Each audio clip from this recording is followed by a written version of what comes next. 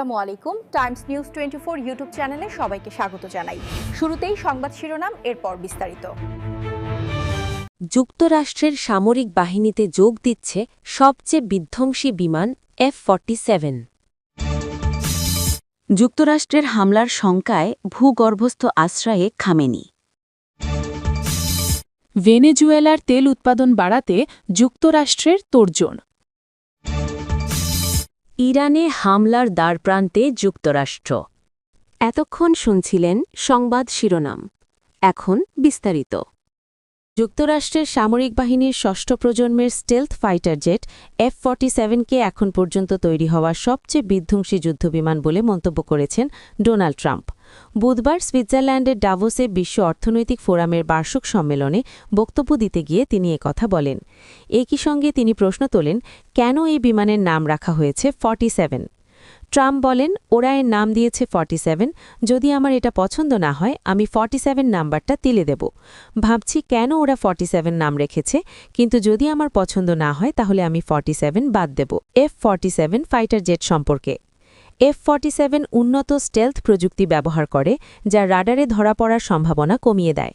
এতে সমন্বিত sensor system রয়েছে, যা পাইলটকে লক্ষ্যবস্তু শনাক্ত ও আক্রমণে আরও কার্যকর করে তোলে।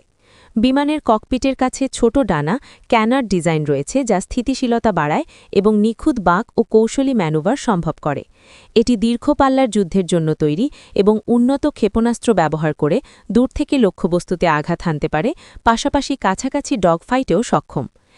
F-47 স্বয়ংক্রিয় ড্রোনের সঙ্গে একসঙ্গে কাজ করতে পারে, যেগুলোকে কোলাবোরেটিভ কম্ব্যাট এয়ারক্রাফট বলা হয়।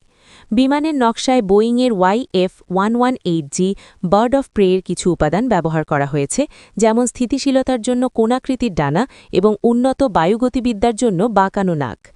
আগের প্রজন্মের যুদ্ধবিমানের তুলনায় F-47-এর পাল্লা বেশি, দ্রুত মোতায়েন করা যায় এবং বিভিন্ন যুদ্ধ পরিস্থিতির সঙ্গে মানিয়ে নেওয়ার ক্ষমতা রয়েছে। F-47 নিয়ে যুক্তরাষ্ট্রের বিমান বাহিনীর পরিকল্পনা। মার্চ 2025 সালে যুক্তরাষ্ট্রের বিমান বাহিনী ঘোষণা করে যে তারা বোয়িংকে F-47 নির্মাণের দায়িত্ব দিয়েছে। ভবিষ্যৎ সংঘাতে আকাশে আধিপত্য বজায় রাখতে এই বিমানকে অত্যন্ত গুরুত্বপূর্ণ বলে মনে করছে তারা, বিশেষ করে প্রশান্ত মহাসাগরীয় অঞ্চলে চীনের সঙ্গে সম্ভাব্য উচ্চমাত্রার সংঘর্ষের ক্ষেত্রে। বিমান বাহিনী জানিয়েছে তারা অন্তত 185টি F-47 সংগ্রহের পরিকল্পনা করেছে এবং দশকের শেষের দিকে প্রথম বিমানগুলো কার্যকরভাবে ব্যবহারে আসবে বলে আশা করা হচ্ছে। ট্রাম্পের মার্চ 2025-এর মন্তব্য। 2025 সালের 21 মার্চ ওভাল অফিস থেকে ট্রাম্প ঘোষণা দেন যে তিনি বিমান বাহিনীকে বিশ্বের প্রথম ষষ্ঠ প্রজন্মের ফাইটার জেট তৈরির নির্দেশ দিয়েছেন। ব্লুমবার্গের এক প্রতিবেদনে এমনটাই বলা হয়। তিনি বিমানের গতি, চালন ক্ষমতা ও অস্ত্র বহন ক্ষমতা তুলে ধরে বলেন, এটা এমন কিছু যা আগে কেউ দেখেনি। নামের প্রসঙ্গে তিনি বলেন, পৃথিবীতে এর কাছাকাছিও কিছু নেই। এর নাম হবে F-47। জেনারেলরাই এই নাম বেছে নিয়েছেন, এটা একটা সুন্দর নাম্বার। কেন নাম রাখা হয়েছে 47? দ্য ওয়ার জোনের একটি প্রতিবেদনে বলা হয়েছে, যুক্তরাষ্ট্রের বিমান বাহিনী F-47 নামকরণের পেছনের ব্যাখ্যা দিয়েছে। এটি দ্বিতীয় বিশ্বযুদ্ধের সময়কার P-47 থান্ডারবোল্ট যুদ্ধবিমানের প্রতি ইঙ্গিত করে, যা বহু বছর ধরে যুক্তরাষ্ট্রসহ বিভিন্ন দেশে ব্যবহৃত হয়েছে। পরে P শব্দটি বাদ দেওয়ার পর এর নাম হয় F-47। 47 সংখ্যা আরও নির্দেশ করে 1947 সালকে, যে বছরে যুক্তরাষ্ট্রের বিমান বাহিনী সেনাবাহিনী থেকে আলাদা হয়ে স্বাধীন বাহিনী হিসেবে আত্মপ্রকাশ করে। এছাড়া F-47 নামটি ডোনাল্ড ট্রাম্পের সঙ্গেও সম্পর্কিত, কারণ তিনি যুক্তরাষ্ট্রের 45তম এবং বর্তমানে 47তম প্রেসিডেন্ট।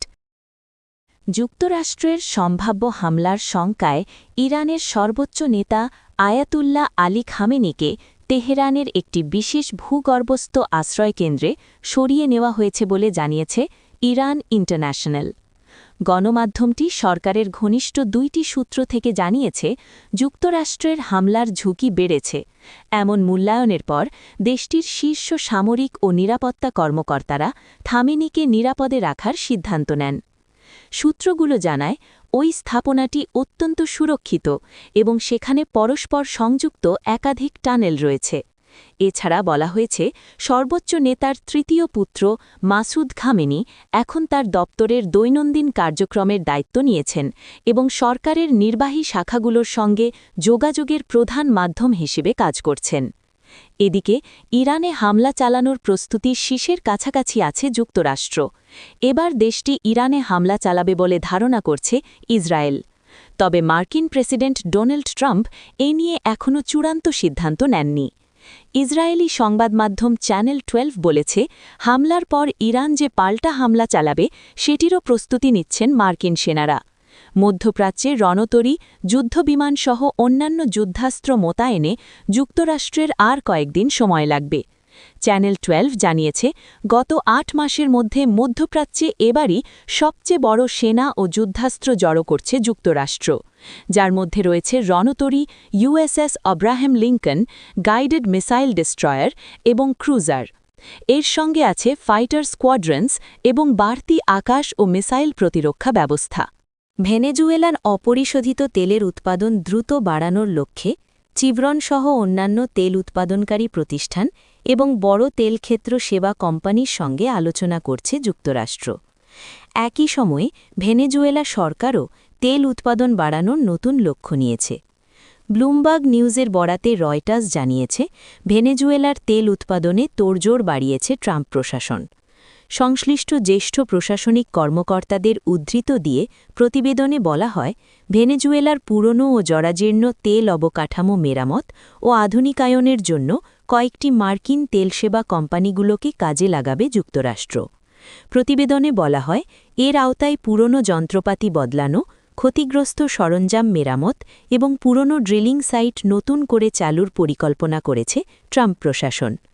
যুক্তরাষ্ট্রের ধারণা, আধুনিক মার্কিন প্রযুক্তি ও কৌশল ব্যবহার করলে কয়েক মাসের মধ্যেই বিদ্যমান কূপগুলো থেকে নতুন করে উৎপাদন শুরু করা যেতে পারে বলে ধারণা করা হচ্ছে।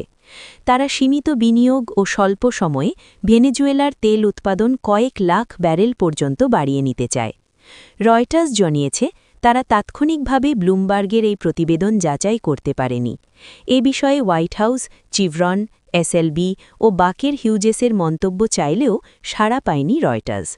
তবে মার্কিন প্রেসিডেন্ট ডোনাল্ড ট্রাম্প শুক্রবার বলেছেন, খুব শিগগিরই যুক্তরাষ্ট্রের তেল কোম্পানিগুলো ভেনেজুয়েলায় তেল খনন কার্যক্রম শুরু করবে। ভেনেজুয়েলার প্রেসিডেন্ট নিকোলাস মাদুরো ক্ষমতাচ্যুত হওয়ার পর দেশটির তেল উৎপাদন বাড়ানোর ব্যাপারে ট্রাম্প প্রশাসনের আগ্রহ আরও জোরালো হয়েছে বলে মন্তব্য করেন তিনি। ট্রাম্পের এমন বার্তার পর ভেনেজুয়েলার রাষ্ট্রীয় তেল কোম্পানি পিডিভিএসের প্রধান নির্বাহী কর্মকর্তা হেক্টর ওব্রেগন বলেছেন, নতুন সংস্কারের মাধ্যমে উৎপাদন বাড়ানোর পরিকল্পনা নেওয়া হয়েছে। তার মতে 2026 সালের লক্ষ্য হল অন্তত 18% তেল উৎপাদন বৃদ্ধি করা। ইরানে হামলা চালানোর প্রস্তুতি শেষের কাছাকাছি আছে যুক্তরাষ্ট্র। এবার দেশটির ইরানে হামলা চালাবে বলে ধারণা করছে ইসরায়েল। তবে মার্কিন প্রেসিডেন্ট ডোনাল্ড ট্রাম্প এ নিয়ে এখনও চূড়ান্ত সিদ্ধান্ত নেননি। রোববার 25 জানুয়ারি এ তথ্য জানিয়েছে ইসরায়েলি সংবাদ মাধ্যম চ্যানেল 12। তারা বলেছে, হামলার পর ইরান যে পাল্টা হামলা চালাবে সেটিরও প্রস্তুতি নিচ্ছেন মার্কিন সেনারা।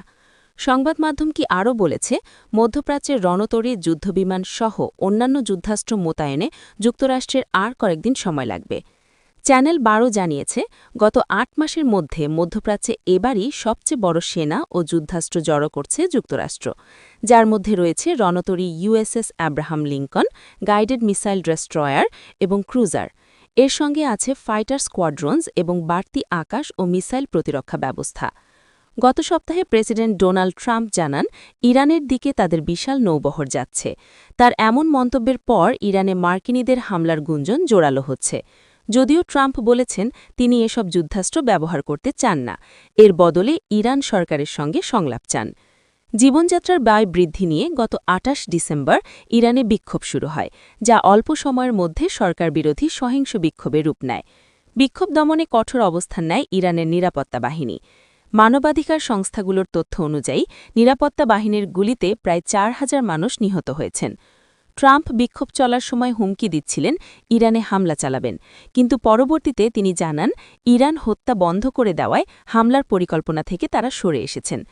ইসরায়েলের হোম ফ্রন্ট কমান্ড সাধারণ ইসরায়েলিদের যে নির্দেশনা দিয়েছিল সেটি পরিবর্তন করেনি, কিন্তু যদি পরিস্থিতি পরিবর্তন হয় তাহলে নির্দেশনায় পরিবর্তন আনা হবে। ইরানের বিপ্লবী গার্ড হুমকি দিয়েছে, এবার তাদের ওপর ছোট বা বড় হামলা চালানো হোক না কেন, সেটিকে তারা সর্বাত্মক যুদ্ধ হিসাবে বিবেচনা করবে।